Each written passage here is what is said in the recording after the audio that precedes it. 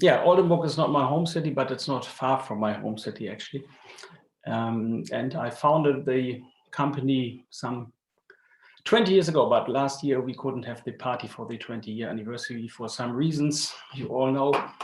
And yeah, we do all kinds of consulting, and studios is also some part of our work, but presently we have a lot of things to do with offices, and there you have small rooms, large rooms, very large rooms, very small rooms, telephone booths are coming kind of topic, and all these kinds of shapes and things, and people think they can do everything in it. And that's always, like we just heard before, a lot of discussion, probably taking most of the time. What is the concept, especially when people come from single offices and need to go to open plan offices? It's always a big issue. It's more a psychoacoustic issue, I think, rather than a technical issue. So for this, even these little small rooms where people nowadays do their video calls and everything like that, that's kind of a daily business in our work. We do this with computer simulations. And before Corona started, we always had an issue about screen height on desks. I don't know, but these discussions disappeared during the last year. Now everybody is happy to have a high screen in front of their nose, and then you can have all these kind of funny, nice pictures. Like we heard before, you have to impress your clients, and then these pictures can help if people want to understand how sound propagates into a room from desk to desk. But that will not be the topic today. I will rather concentrate on other projects which are kind of special. And Jonas mentioned a research center, for example. That was also an office project in southern Germany near the Swiss border. All the company of Zeus wanted to move into one big room, even the CEO and everybody in one large room. And when we did the design and everything was nearly ready, the CEO asked me, oh, by the way, we have summer concerts. What do you think? Can we play them in here? And then I said, well, it might be a slightly different design goal to have a concert in an open plan office like that. But that's another topic. Or another project we did was this one. It's a former flight hangar for jet planes, which had a reverberation time of something like 10 seconds in January. And the general director of the theater asked us, oh, can we play opera here in August? And I probably didn't say immediately no. It was -10 degrees in this hall. And then we changed it a little bit. We changed the dimensions. We were very free in it. We dug out an orchestra pit. What we needed, what we wanted, we got. Everybody was very happy in the end. They could change the acoustics. They found some, I don't know, 3,000 square meters of curtains. It was all only for 1 year. And the budget was 0, but we found some 3 million on voluntary money from some nice people. So they opened it for 1 year. Markus Müller was happy. This is the low frequency absorption we put below the audience for 1 year, and afterwards he used it in his normal theater, so he saved some money. And at the end, not only 100,000 people came during that year, but 300,000. So these are kind of extraordinary projects we sometimes do. And today I will talk a little bit about the special thing, which is not this everyday life. We have some clients where we develop materials, for example. But now I'm going to talk about these NeSSy, so-called Neurosensory and Security Systems Research Center. It's part of the Oldenburg University. The building, that was a design proposal from the architects after they had an architectural competition. That it's how it looked like after a building phase of around 3-4 years. What is inside is what I want to go to present. HVP architects from Stuttgart won the design contest, and so it was ready beginning of 2015. Here we see one of the rooms with changeable acoustics. The research they do is on hearing and hearing aids, hearing aid development. They have a lot of people in there And neuroscience is becoming more and more popular, as you might know, and they look into the brains of the people while they are hearing. And they are doing this for hearing impaired people, but also for normal hearing people. And if you want to deal with people with normal hearing, of course, you need rooms that are more quiet than the hearing threshold. And that was one of the tasks. There are also office rooms, seminar rooms, all kinds of rooms, but we have also so-called computer studios and very sensible rooms in this building. So the first question we asked, is the building site correct? Like Jochen Veit just mentioned, what is about the vibrational impact of the environment? Because 160 meters away, we have the main railway line where there are freighter trains at nighttime, but also during daytime. So the first thing we did with some colleagues, we measured vibration impact on the building site. The building site was given. If we would have told them, please change it, that would have been kind of a topic.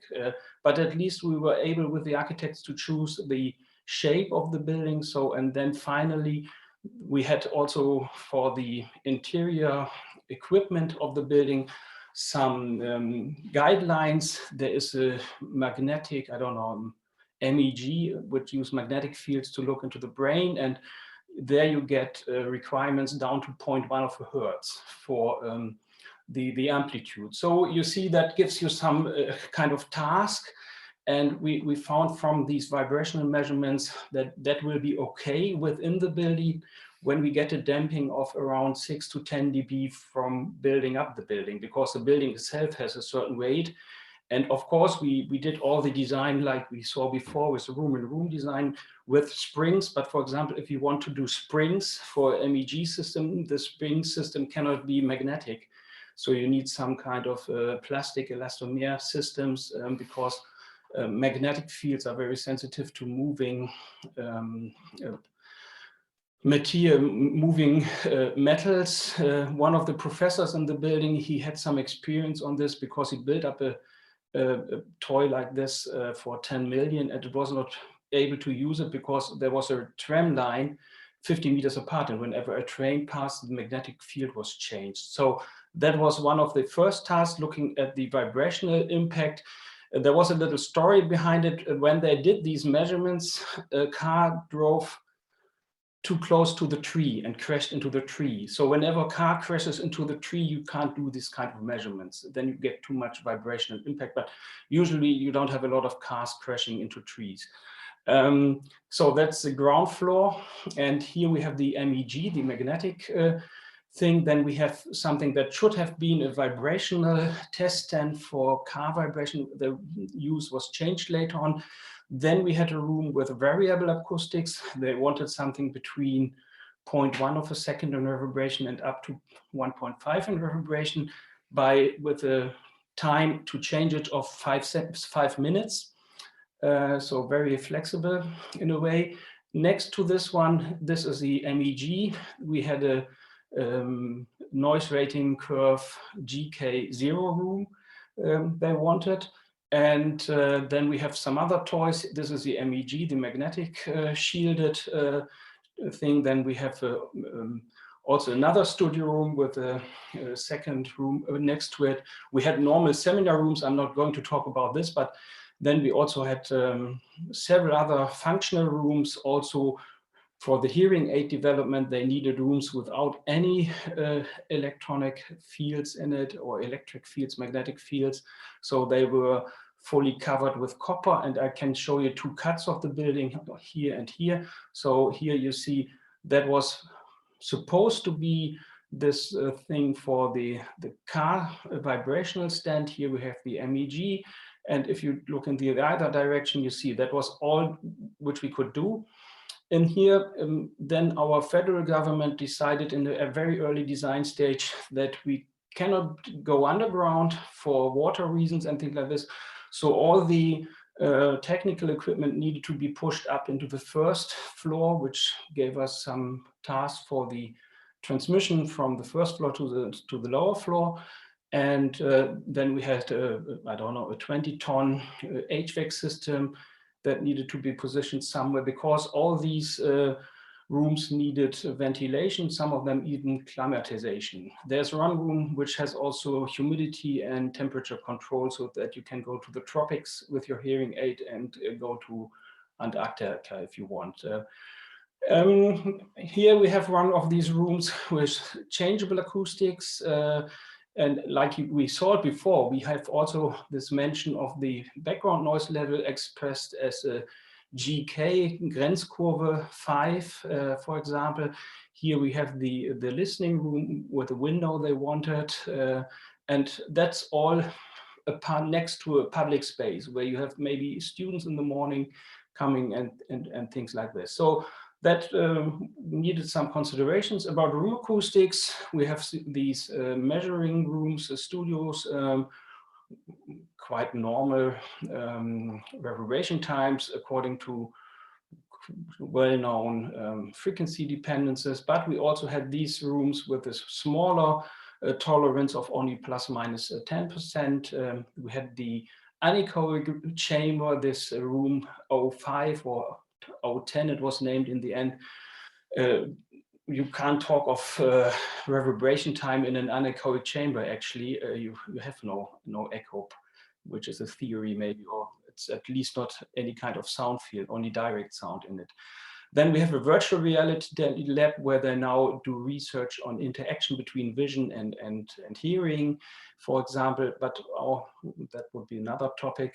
Then from that, as we saw before, we defined what kind of sound transmission losses we would need for airborne noise, for impact noise, and that was all done in an early design stage. And now we come to the background noise requirements, where we used the rating curves or Grenzkurven. We have a German VDI guideline, but I think we saw it before, so there's a difference of 5 in numbers, but we have these GK0, several rooms with 5, 10, and I will not mention the other 20 rooms with 15 and 20 and something like that. So that's all needed to be achieved when ventilation systems should be on. And just to look at this, GK0 means 0 dB starting at 500 Hertz, staying constant, and then you get an increase at around 30 dBs in 1/3 octave bands down to 50 Hertz. So that was our design goal. And yeah, we did a design. We had HVAC engineers, which gave us a little problem because in the initial calculation, they forgot the 19% for value-added tax, which is quite an amount when you are talking about 3 million or something.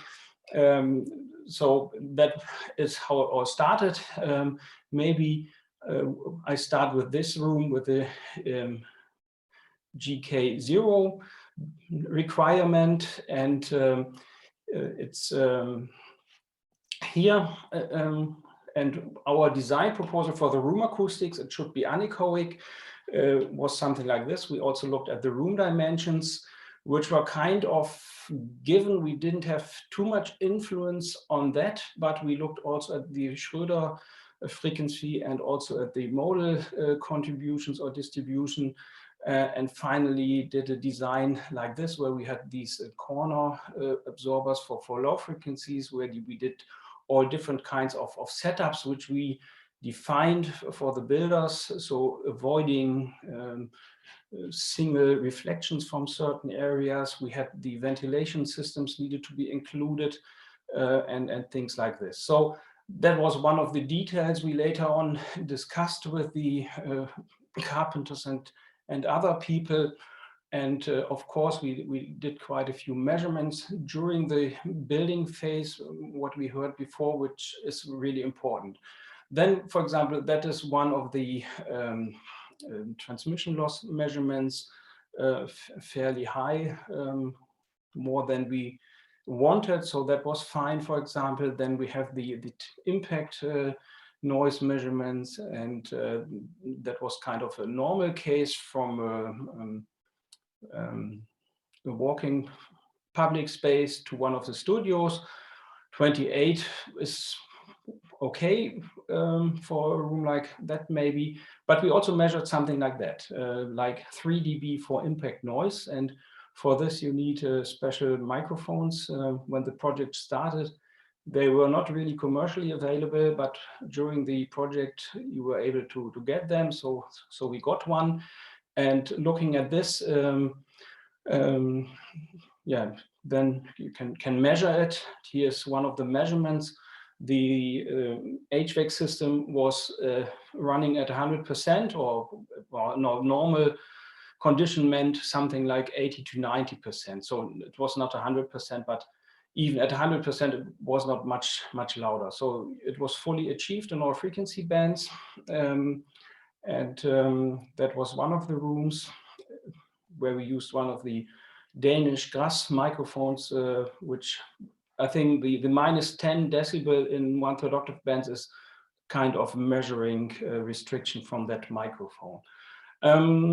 That's maybe the most quiet room in Oldenburg, to my knowledge. And then we have some other rooms like this, where we have a GK5, for example, which you can see here.